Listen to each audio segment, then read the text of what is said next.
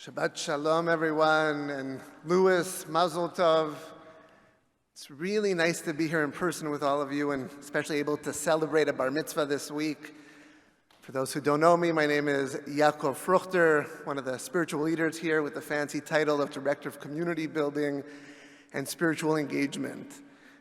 Louis, since the last time I've seen you, which has been a couple of years now, you've gotten a lot taller, your hair's gone longer, and your shoes have gotten considerably cooler. And you really rocked it today, so it was great to see it. And since I can tell that you're still the same sweet, kind kid based on the words that you shared that I remember you being, I'm actually going to ask you for a favor. So just like you, I'm going to start with a little bit of a joke. And it's not really my thing to start a sermon with a joke, so I'm going to ask you to laugh at the end of it. Because as the bar mitzvah boy, I think if you laugh, everyone else will laugh, and then I'll feel pretty good. Okay? Deal? All right. This is an old joke. So Ezra is telling his Zaidi about Einstein and his theory of relativity. I don't understand, Zaidi says. Well, think of it this way, says Ezra. If you're sitting with a pretty girl, an hour feels like a minute or two. If you're in the doctor's waiting room, a minute feels like an hour. It's all relative. Very simplified. That's sort of Einstein's theory of relativity. Still perplexed, Zaidi replies, "From this, your Mr. Einstein makes a living?"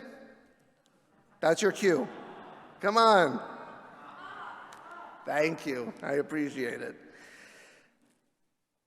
So on September 7th, I found myself in a situation where I too was now the one where a minute felt like an hour. And on my way home, actually from shul, I was biking and got into a pretty serious bike accident. And was going downhill really quickly, trying to go home for lunch. Flipped over my handlebars after getting cut off by a car. Luckily didn't get hit by it. And landed on my head and flat onto my back, heard a bad crack. And there I was, waiting. As people came running towards me, waiting for the police and the ambulance to show up. And I felt that, the way just a couple of minutes can feel like forever, with all the thoughts racing through our minds in those moments.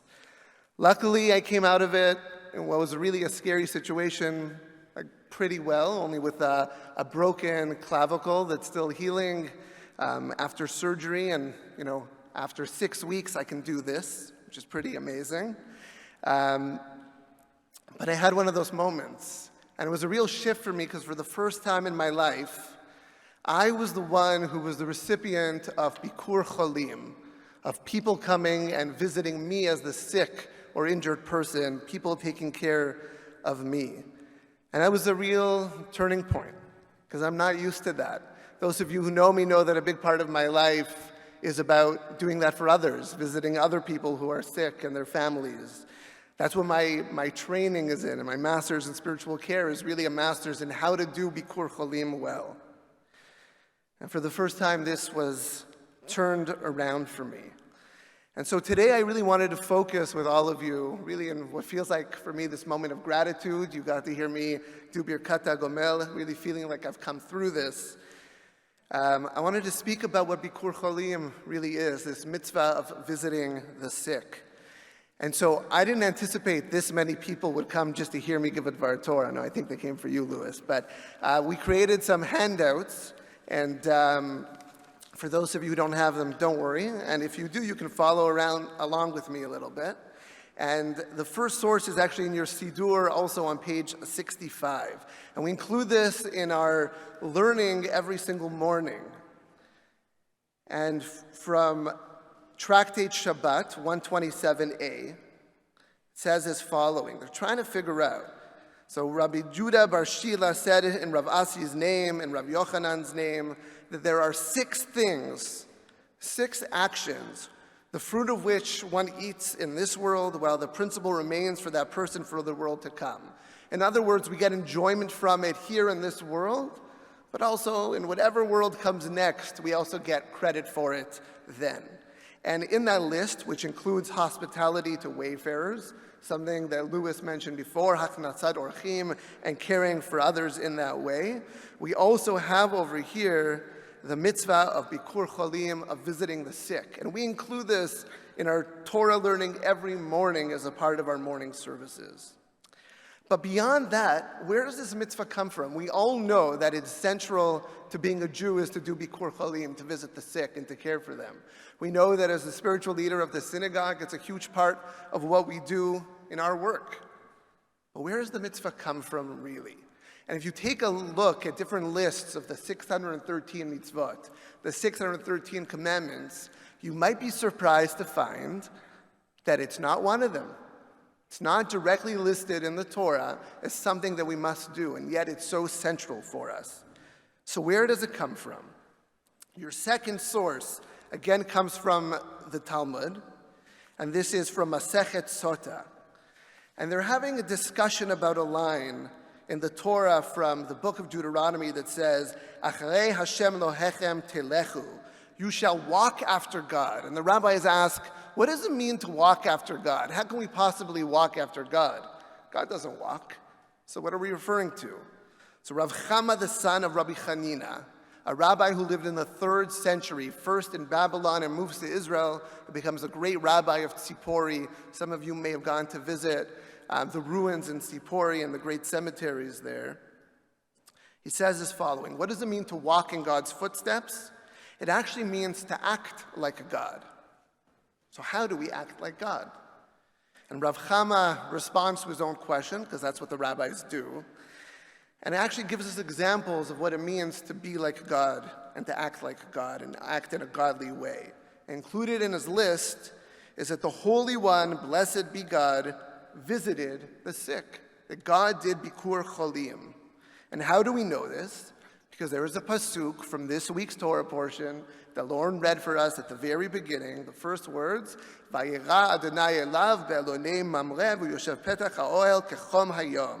And God appeared to him by the oaks of Mamre in the heat of the day.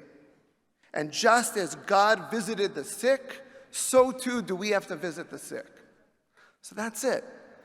Our whole concept of doing Bikkur Holim comes from our verse from our parsha, which is not a direct commandment, but rather telling us we have to try to be godly in the world. We have to be like God. And how do we do it? One of the main ways to do it is to do that, is to do Bikkur Holim, to visit those who are sick and to care for them. I want to share with you a little bit more from my own experience now of what Bikkur Holim looked like for me and what I learned from this experience. And I have 6 quick things I want to share. The first one is we actually have to try to avoid giving people an opportunity to do this mitzvah. And the way we do that is to try to keep ourselves as healthy as possible. In my case, I wore a helmet, and I can tell you that without wearing a helmet, which now I've kept it as a bit of a souvenir, which the visor broke off, I have an indentation on both temples, and without that helmet on my head, I would not be able to be speaking to you, certainly not this early on after my accident. So as the Torah teaches us, Ushmartem nafshotechem, of course, a lot of the time, it's completely unavoidable and out of our hands. But when we're able to protect ourselves, doing things like wearing helmets or getting vaccines, we have to do the best we can to keep ourselves healthy. The second is that when we go through illness, when we go through injuries, traumatic experiences, there are feelings that come up. And what we actually really need to do is take the time to explore them and sit with them and to be honest about them. In my personal situation, the 2 overwhelming ones were fear and gratitude. As I mentioned before, in those moments of just lying there, I was terrified. There was a loud crack when I fell, and I wasn't sure if I was going to walk again. Wasn't sure how my kids would respond. Would I even be alive for them? Right? So all those questions, came up. And very quickly, once I realized, my fingers worked, my toes worked, and that I was going to be okay, that very much switched for me to gratitude.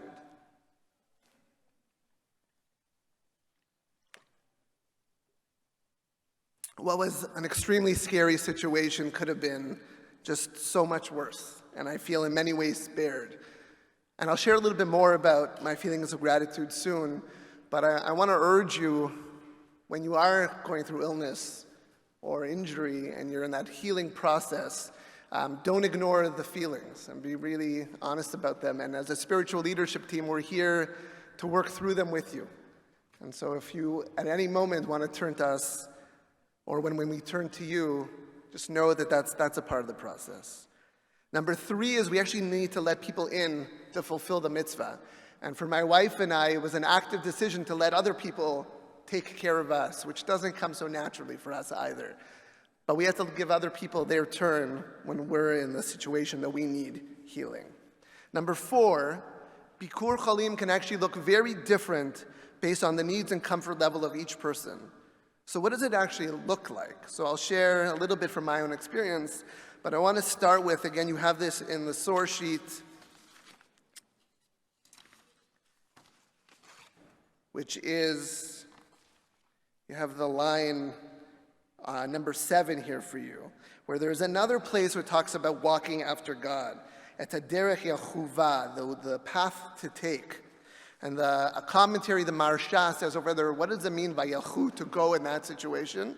It means it's actually about Bikkur Holim. And when we're visiting a sick person or doing Bikkur Holim, actually just walking up to the person and standing there and being there for them without doing anything else actually counts within the mitzvah.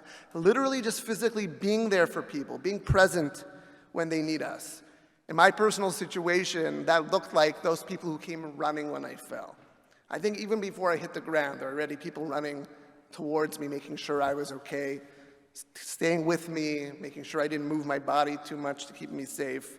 Right? Literally just being there physically can make all the difference. And for us, knowing that people are willing to be there makes a huge difference.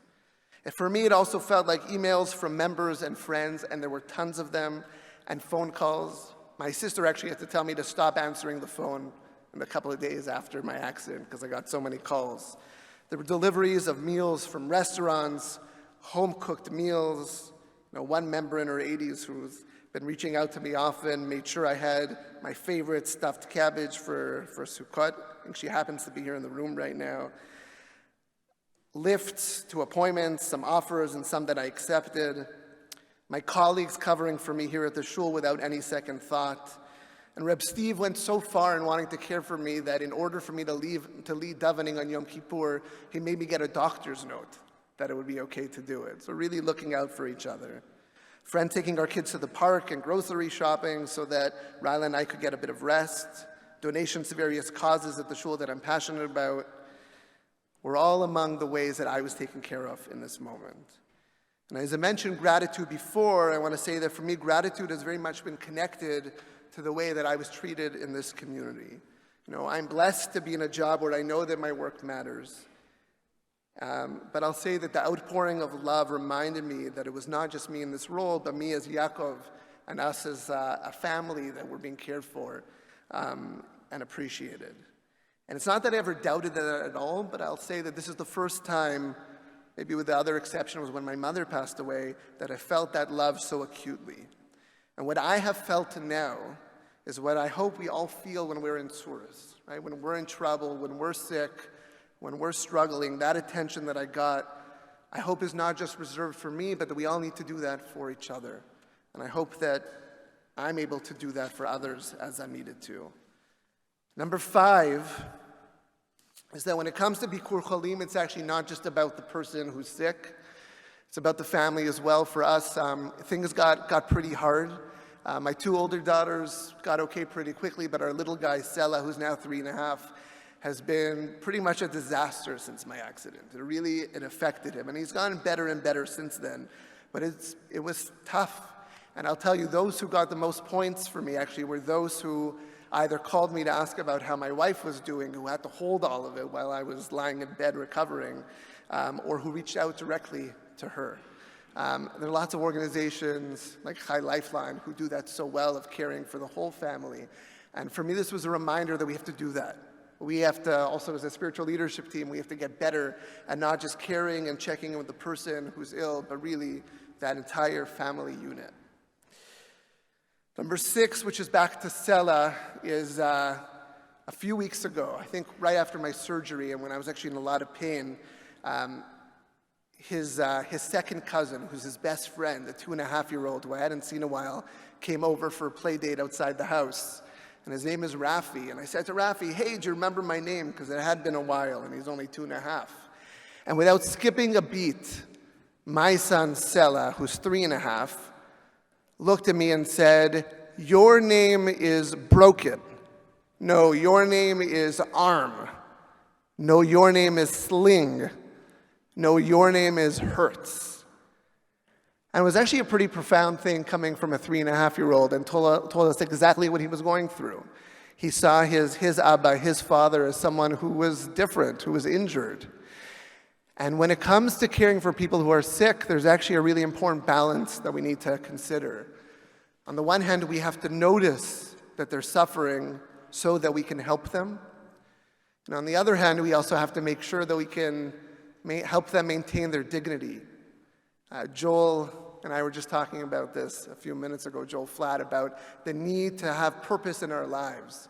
And so balancing, noticing the problems with also helping people feel that they can continue to be themselves in the world, really maintaining our dignity. For me, that was leading on Yom Kippur. I needed to do that to feel like myself. And in our Parsha, as we heard before about these 3 angels or people who Avram was able to do, Hachnasat Orchim, welcoming strangers or guests into his home, that's what he needed. And Rashi tells us very clearly from another midrash that God sends these 3 people to him so that he can fulfill his purpose. Avram was getting sick of just sitting there in his tent all day. He needed to be Avraham. He needed to be able to welcome others. Okay, I'm coming to the end. So one act of kindness actually sticks out for me the most in my time of healing. And I wanted to mention this person by name. And his name is Jeffrey Miller. He's a member here at the synagogue. I got to know him a little bit before COVID, and I've been able to stay in touch with him a little bit through it. And for about 3 weeks after my injury, every single day, Jeffrey Miller would take the time to send me a curated Jewish joke of the day. And with every email, he would write, curated for Yacov Fruchter, that he might heal as quickly as possible. This was his mishaberach for me. This was his way of letting me know that he's thinking about me and that he cares. And he would actually, in many of his emails, say, I hope it's okay that I'm still sending you these jokes. Tell me when to stop when it's too much or you're finding them annoying. And I have to tell you, I love these jokes. And we would email each other back and forth. And so, one last joke. By the way, the joke I told at the beginning was from Jeffrey. If you didn't like it, you can let him know later. So not my joke. And here's one last joke from Jeffrey, and I'm going to end with this. Bubby Esther is pushing her infant grandson along the street in his stroller. Her friend Cyril comes up and admires the baby. Oh, such a cute little baby. And without missing a beat, Esther says, you think that's adorable? You should see the pictures. Where's the laugh? Come on, Louis. It is so good to be able to be in person. I'm sure there will be wonderful bar mitzvah pictures that you will have, but how more amazing it is to be able to capture the real thing and to see each other like this, to many more moments of seeing each other in community, in health, and for caring for each other when they need Bikkur Holim. Shabbat Shalom, everyone.